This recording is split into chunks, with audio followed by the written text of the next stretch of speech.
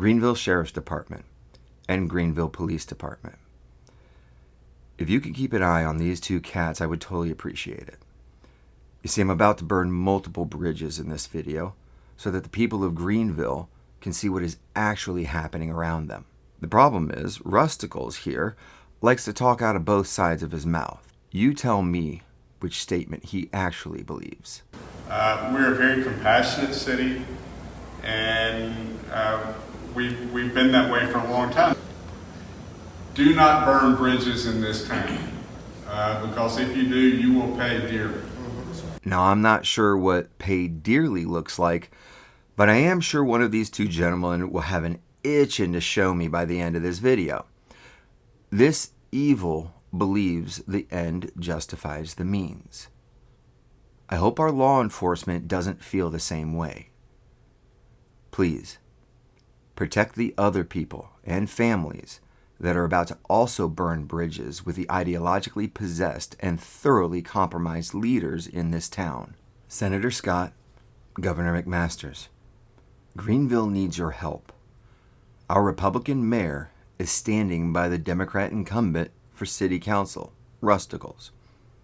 If you type Joe Farmer, Greenville, South Carolina City Council into Google's search bar or any variation of that, you will find that Google has censored Joe Farmer's campaign site and his Facebook page.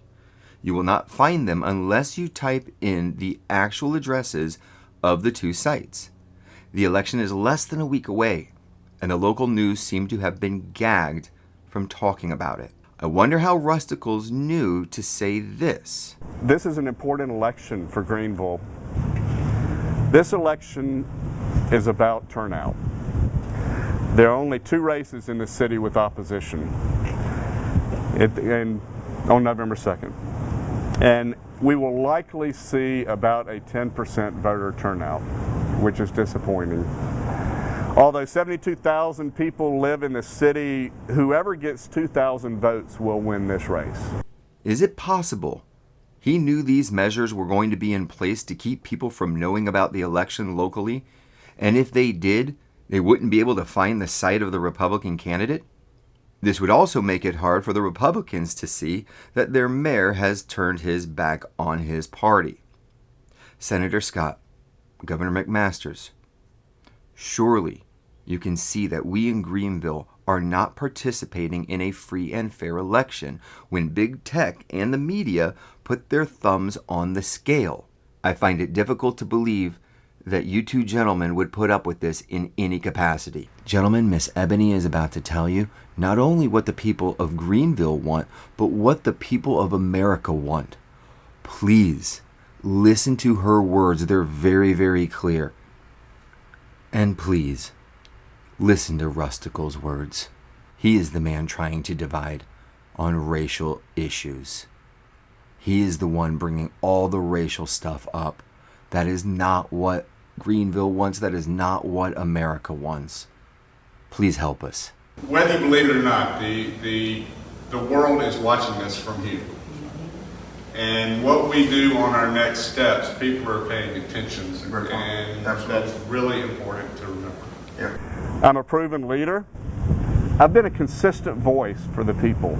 We never have enough money for the special emphasis communities that have poor infrastructure and poor people living in those.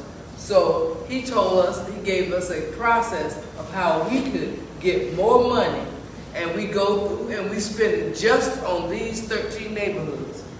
They need better roads, sewers, some of the streets and sidewalks, how we can take each one of them and go through them and help them. There's a lot of freedom in this recent wave that we've got on what can be done with the money. And so what we've done with that money so far is we put that into the general fund as we figure out what we're going to do with it. Instead of having a knee-jerk reaction to do something that may not be appropriate. We're not going to put it into roads. We're not going to put it into that kind of infrastructure. Our daytime population in this town is 250,000 people. And so we have people coming in from all over to work and play, and we're not able to take care of them because we're not getting our fair, what I would consider our fair share of some of those monies. And I am a visionary leader.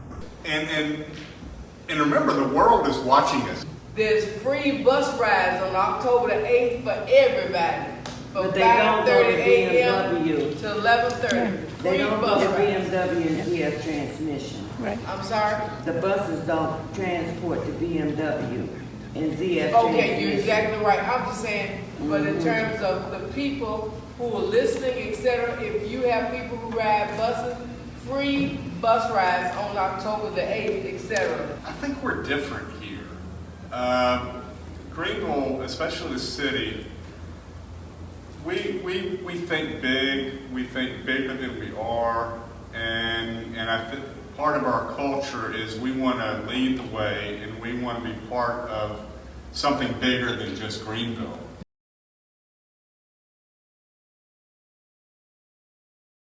Please don't hold me accountable to something that somebody did 20 years ago. Thank And you. that's what's happening, right? So we get this opportunity, yes, but Joe Blow from 20 years ago screwed it up, so I'm not real sure I can trust you with this. And so I'm held accountable to something that somebody did that I don't even know, right? So how's my opportunity truly fair when really you don't even know what I can do? You're basically blaming my business on something that somebody did a long time ago. So we've got to get a clean slate. If you invite me to the table, don't invite me and somebody else's baggage. Invite me with my baggage and my briefcase so that I can show you what I can truly do. I know we're small, but work with me, talk to me, help me to grow my business. Don't just throw me a bone for the sake of saying you threw me a bone. Don't give me the smallest job just because you want to just check the box to say that I got a minority participation on the project. Don't do that. If we got $1 billion project going on in Greenville County, there needs to be plenty of money flowing to the minority businesses to participate. We don't get those opportunities. Instead, we got to go through hoops. We got to jump through all kinds of red tape. We got to have the same insurance that the $1 million companies have. We got to have the funding and the backing and the bonding that they have. We're not looking to do anything but participate. We want to have the same access and want to grow our business the same way that everyone else had the opportunity. So I think that we need to look at the playing field and make sure that, hey, if you invite me to the table, don't give me the scraps. Let me sit with you too. Let me pick and choose what I want to eat off this table because I know my business better than anyone. I'm not going to go after $1 million project if I can't afford that. Just let me have an opportunity to pick and choose what I want to do. Don't throw me what you feel like I'm worthy of. Don't treat me like I'm not good as. And don't hold me accountable to other people's mistakes and errors that they've done a long time ago. So all of those things are extremely important when you're thinking about minority business and inviting us to all these vendor fairs. That's really nice, but it's smoke and mirrors. Because when we get past the vendor fair and we really get into the real crust of the project, what we find out is you got to go through this system to get to that system, to get to this next system, right? And I pay taxes to the city. I'm a business owner in the city, and we should have access, the same opportunities as everyone else, and allowing us to decide based off of our business what's a good fit for us. And then being allowed that opportunity with a clean slate so that we can prove that we can too do the job just like anyone else. Yes, we do have to be better than. We do have to be smarter than. We do. Don't deny the truth that we do. So if you know this, go become the best at whatever it is that you're going to do. Lean on those that love business like I do to help you to navigate the areas that you are unfamiliar with. Don't be afraid of the math because the math is your business. I don't care what anybody tells you. You can be the best stylist. You can be the best barber. If you don't understand the math, they'll run circles around you and your business will never grow. You have to look for it. You have to want it. And if you don't go after it, nobody is going to come looking for you, knocking on the door, offering these opportunities to you. So my best advice is to continue education and to really love your business enough to work on it and work in it. I hate to follow that. But I think there's a bigger issue here that we're not talking about. It's beyond just how do we assist minority businesses. It's beyond how do we just help people? I think Greenville has a history of racism that isn't quite as rosy as many of us are led to believe. As a matter of fact, this morning in one of my planning classes, the entire class was devoted to talking about Greenville's racial past. And how we always talk about how awesome Greenville is, but at the same time we forget about some of these really painful events that have happened. The torch, Willie Earl. Even going back to the founder of Greenville. Our racial divide is bigger than it's ever been. For those that have seen the recent census, the black-white divide is bigger than it's ever been. Greenville is whiter than it's ever been. We're seeing, wrote a paper last term and determined that the West End is gentrification in the West End. 30% of properties have gentrified in the West End and Greenville in the last 5 years. That's not going to stop unless we pay attention. Relationships in this town are critically important. Value relationship. Do not burn bridges in this town, because if you do, you will pay dearly.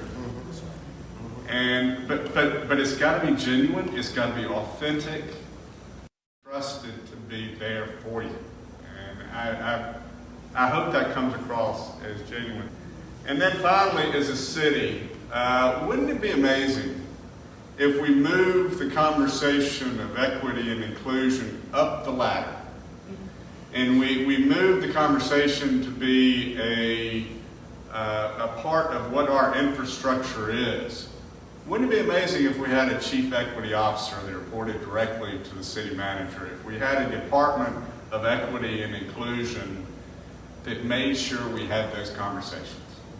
So, my takeaway from today is very hopeful, and I think it's really cool that we all have a relationship with each other before this gathering, and how do we continue that? And we can disagree with each other, sure, but I need to understand why we may think a little bit differently on some issues, and don't let it hold us back. Make it something that makes us better than who we are. So, mic drop.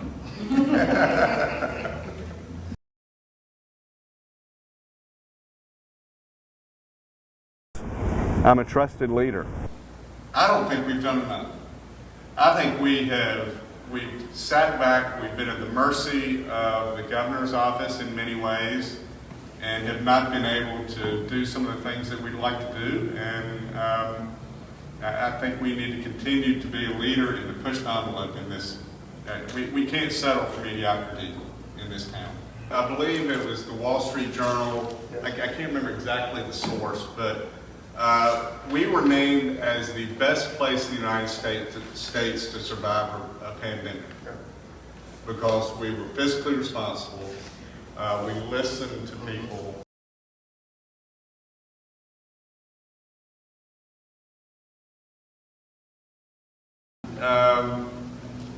I'm going to get bigger here. We are often constrained by the governor, and we're often constrained by the legislature. And my hope is, maybe this is something we can address in the next term, is give us the ability to govern. We know this city better than anybody, and we know what's best for this city, certainly better than someone in Charleston or someone in Columbia. So let us govern. Give us the authority to make the decisions that are right for this community. We missed out on the mask mandate because of the governor. We missed out on open carry. I think it's tragic that someone can carry a gun in downtown Greenville if they have a permit. We won't ask Kelly about that. It's tragic that we can't move the Confederate statues that are the symbols of hate and racism, that remind us every day how bad this is in our community. So give us the power to govern, and give us the ability to make decisions that are right for this community. All I'm saying is that the government cannot say, I'm here to help you, because they're not helping. They don't take the best processes and procedures and put them in place to assist people. So we need the community. We need you to talk to the state. We need you to talk to the federal government and let them know, quit putting things to help people in the wrong process. It just bothers me that it's always very unintelligent for a country that's supposed to be so top-notch in Italy.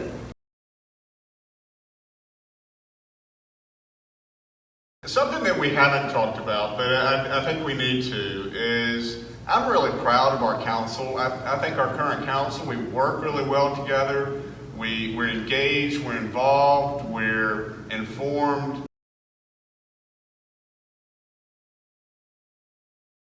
Well, and Lillian, because of that lack of communication, the lack of information, rumors spread, confusion about the process was rampant.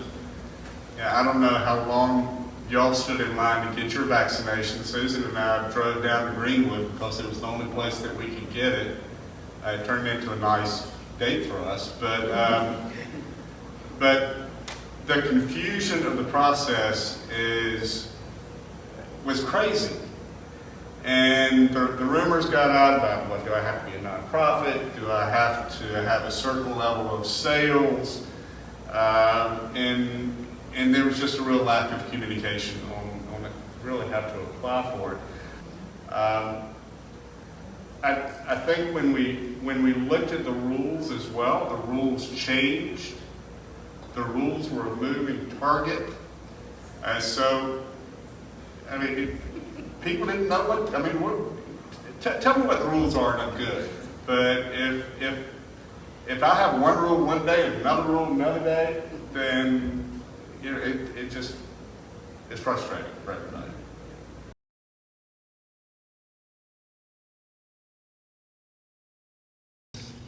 We have to put action behind these words.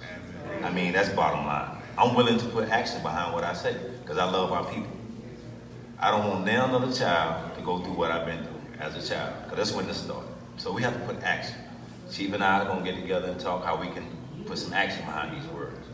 You know, I'll be right there with you, brother. Well, it's a call out to all those out there hearing me. No, I'm not snitching. We calling you out. But we got to put some action behind Let's these get words. to work. Let's get to work. Send us your name and number to help us. Yeah, that was all. Thank you. Thank you. And we're going to give Chantel preaching license.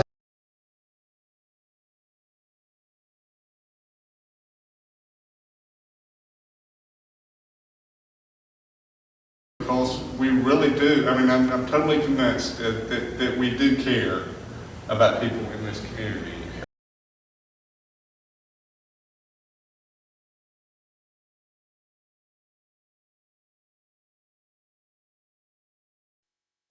First of all, our police department is 85% black, 85% white, and 85% male. That's not a problem that's unique to Greenville, but it is a problem that we need to address. And community policing, when I was at Greenville Forward, we hosted a series of venues on community policing before it was the thing to do, before other people were talking about it. And that's just the way Greenville is. We're ahead of the game in Greenville on a lot of issues, and that's why we've, I don't know if survived is the right word, but that's why we've done as well as we have. But we're only one incident away, a random incident away from something going south. And I think we're ready for it. I think the force is ready for it.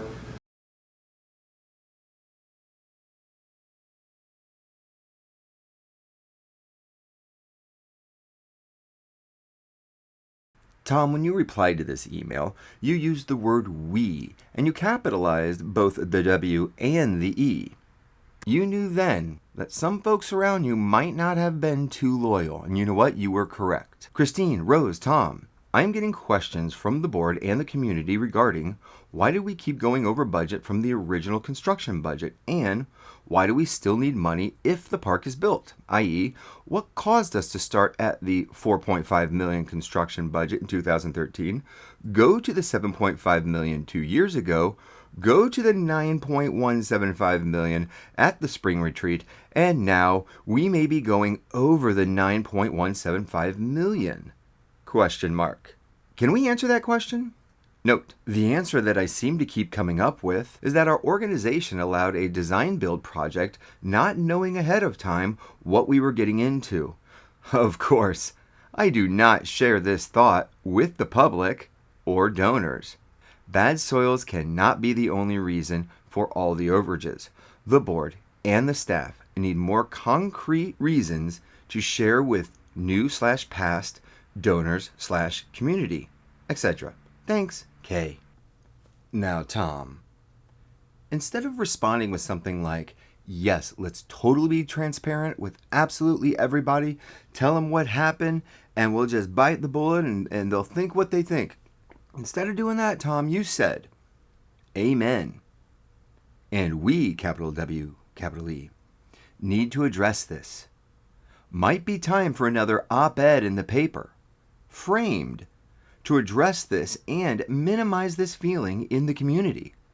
I am including VP Tim as well.